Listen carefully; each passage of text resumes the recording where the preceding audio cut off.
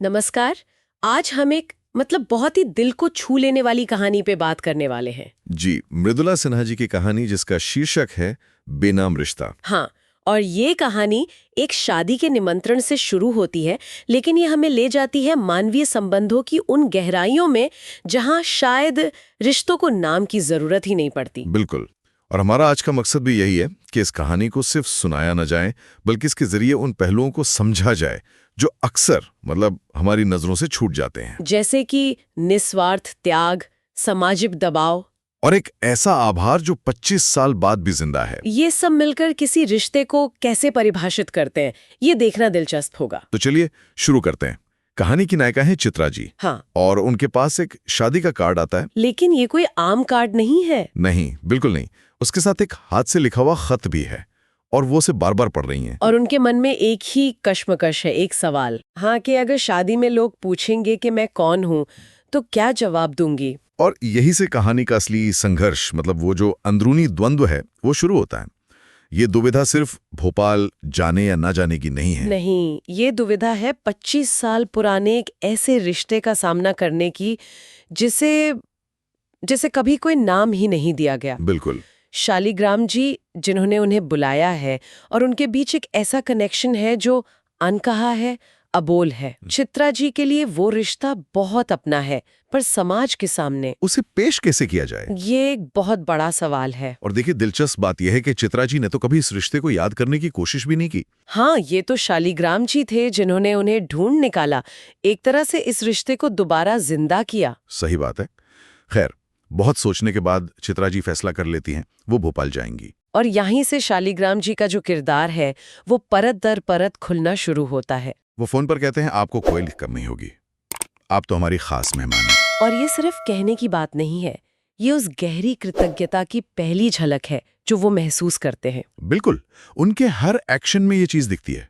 जैसे कि चित्रा जी शिमला से बस में बैठती हैं, तुरंत शालिग्राम जी का फोन आ जाता है। वो कहते हैं कि दिल्ली में राकेश मिलेगा, टिकट देगा। और जब राकेश मिलता है तो वो सिर्फ टिकट नहीं देता, वो चित्रा जी की स्लीपर क्लास की टिकट को एसी सेकंड क्लास में बदल देता है। और ये भी कहता है कि वो खुद साथ चल रहा है। इस हिस्से को समझना जरूरी है।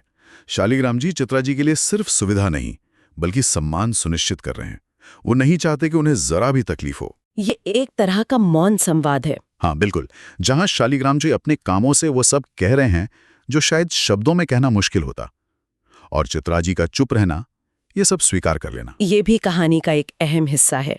वो इस रिश्ते की जटिलता को समझती हैं। सही कहा। हाँ हाँ। अच्छा, अब कहानी पहुंचती है भोपाल। हाँ, भोपाल स्टेशन पे शालिग्राम जी खुद नहीं आते, उनका बेटा दीपक आता है। और आते वो क्या करता है? वो चित्रा जी के पैर छूता है और अपना परिचय देता है। ये भी बहुत बड़ी बात है। बहुत बड़ी बात है, क्योंकि यहाँ पर रिश्ता अगली पीढ़ी तक पहुंच रहा है। दीपक, जो चित्रा जी से कभी मिला नहीं, वो उन्हें लेने आया है। हाँ, ये शालिग्राम जी के भरोसे को दिखाता है। गाड़ी में जब दीपक पूछता है, मैं आपको आंटी कहूं, तो ये सिर्फ एक संबोधन नहीं है। नहीं, ये उस बेनाम रिश्ते को एक सामाजिक रूप से स्वीकृत नाम देने की पहली कोशिश है। दीपक ये भी बताता है कि उसके पिताजी चित्रा जी की कितनी तारीफ करते हैं। कहते हैं कि वो साक्षात देवी का अवतार हैं। अब सोचिए, चित्रा जी के मन में क्या चल रहा होगा। एक तरफ वो एक अनजाने शहर में है, और दूसरी तरफ उन्हें इतना सम्मान मिल रहा है जिसका आधार क्या है ये अभी तक किसी को नहीं पता। और यही रहस्य मेहमानों के बीच एक कौतूहल पैदा कर देता है। बिल्कुल, जब चित्रा जी नाश्ते के लिए घर पहुंचती हैं तो शालिग्राम जी खुद अपने हाथों से प्लेट लगाकर उन्हें दे रहे हैं। उन पर खास ध्यान दे रहे हैं, और सभी मेहमान, यहाँ तक कि शालिग्राम जी की पत्नी माला भी हैरान है। हाँ, उनके मन में भी सवाल है, ये कौन है? और ये सवाल पूरी शादी में एक पहेली की तरह घूमता रहता है। कहानीकार ने बहुत खूबसूरती से चित्रा जी की अंदरूनी उलझन को मेहमानों की बाहरी कानाफूसी के जरिए दिखाया है। सही बात है। अब जब चित्रा जी गेस्ट हाउस में आराम कर रही होती हैं, तब कहानी हमें उस घटना पर ले जाती है जो इस पूरे रिश्ते की नींव है। 25 साल पहले का वो हादसा। हाँ, ये कहानी का दिल है।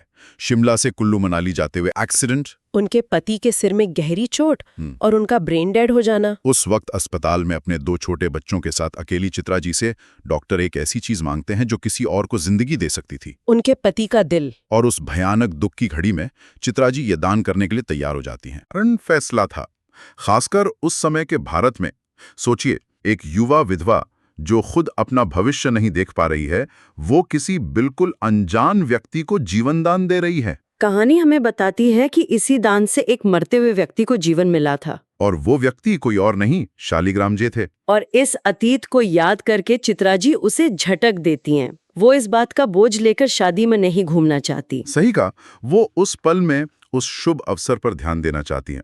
लेकिन कहानी का क्लाइमैक्स तो अभी बाकी था। बिल्कुल, क्लाइमैक्स आता है मंडप पर कन्यादान के समय। पंडित जी शालिग्राम जी को बुलाते हैं, लेकिन वो बैठने से पहले चित्रा जी को ढूंढते हैं और ऊंची आवाज में उन्हें मंडप पर आकर बेटी को आशीर्वाद देने के लिए कहते हैं। ये एक बहुत ही नाटकीय क्षण है। सारी नजरें चित्रा जी पर टिक जाती हैं। और चित्रा जी जो जवाब देती हैं, वो समाज की कड़वी सच्चाई को सामने रख देता है। वो खड़ी होके कहती हैं, मैं विधवा हूँ। समाज ऐसी महिला को सौभाग्य के काम से दूर रखता है। मैं दिल से आपकी बेटी का शुभ चाहती हूँ, इसलिए दूर बैठी हूँ। ये पंक्तियां बहुत शक्तिशाली हैं। हाँ, चित्रा जी ने उस सामाजिक नियम को स्वीकार कर लिया है जो एक विधवा को अशुभ मानता है, भले ही उसने कितना भी बड़ा त्याग क्यों न किया हो। वो टकराव नहीं चाहती, लेकिन शालिग्राम जी वो इस पाखंड को स्वीकार करने से इनकार कर देते हैं। उनका जवाब शायद कहानी का सबसे जरूरी संवाद है। वो कहते हैं, मैं नहीं मानता ऐसे समाज के विधान को। मेरे परिवार के लिए आपसे बढ़कर कोई शुभ नहीं हो सकता। आपके कृपा के बिना तो ना मैं होता ना मेरी बेटी। ये एक क्रांति है।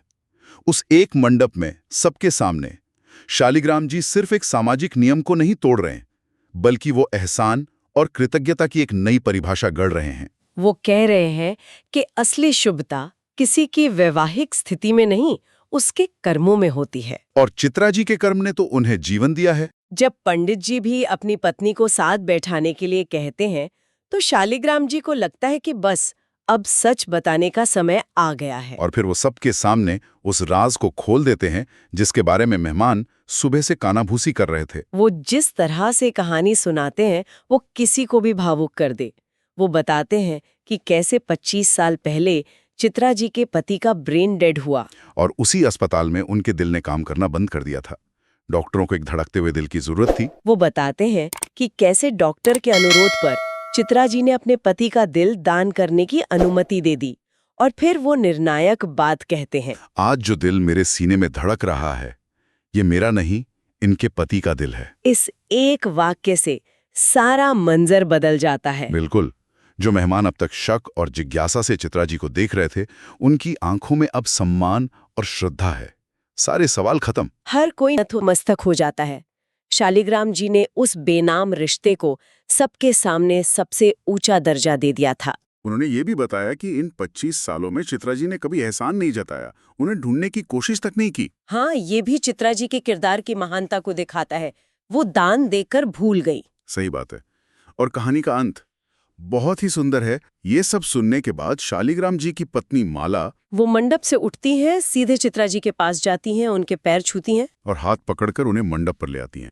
ये स्वीकृति का शिखर है। एक पत्नी जो शायद कुछ देर पहले तक अपने पति के इस खास मेहमान को लेकर असहज थी, अब उन्हें सबसे ऊंचा सम्मान दे रही हैं। और फिर महिलाएं मंगल गीत गाना शुरू कर देती हैं। शुभ हो शुभ। वो विधवा जिसे समाज अशुभ मानता था, अब उस शादी की सबसे बड़ी शुभ बन गई थी। उस रिश्ते को नामकरण की जरूरत ही नहीं पड़ी। यही इस कहानी की खूबसूरती है। ये हमें सिखाती है कि कुछ रिश्ते सामाजिक खांचों में फिट नहीं होते, उन्हें नाम की बैसाखी की जरूरत नहीं होती। वो त्याग, कृतज्ञता और सम्मान की नींव पर इतने मजबूत खड़े होते हैं कि दुनिया के सारे नाम वाले रिश्ते उनके सामने छोटे पड़ जाते हैं। तो इस कहानी से जो मुख्य बातें निकल कर आती हैं, उनमें पहली तो ये कि सच्चा त्याग कभी भी बदले में कुछ पाने की उम्मीद नहीं करता। बिल्कुल। चित्रा जी ने जो किया वो मानवता का एक बेमिसाल उदाहरण है। दूसरी बात कि कृतज्ञता या आभार की कोई समय सीमा नहीं होती। सही कहा।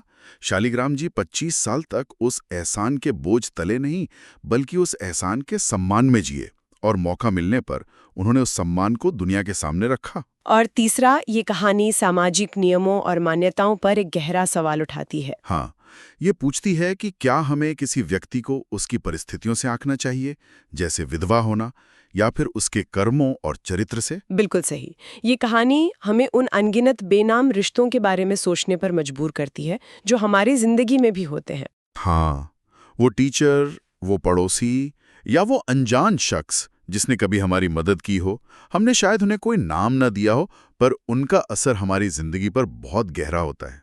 ये एक बहुत अच्छा पॉइंट है और इसी के साथ हम आज की इस चर्चा को समाप्त करते हैं, लेकिन एक सवाल के साथ। सवाल ये है कि हमारी आज की दुनिया में जहां हर रिश्ते को एक लेबल, एक स्टेटस देने की होड़ मची है, हाँ, हर चीज पर एक टैग लगाना है। बिल्कुल, तो क्या हम ऐसे बेनाम रिश्तों की अहमियत को समझने और उन्हें वो सम्मान देने के लिए तैयार हैं? या हम उन्हें तब तक नजरअंदाज करते रहेंगे जब तक उन्हें कोई नाम ना मिल जाए?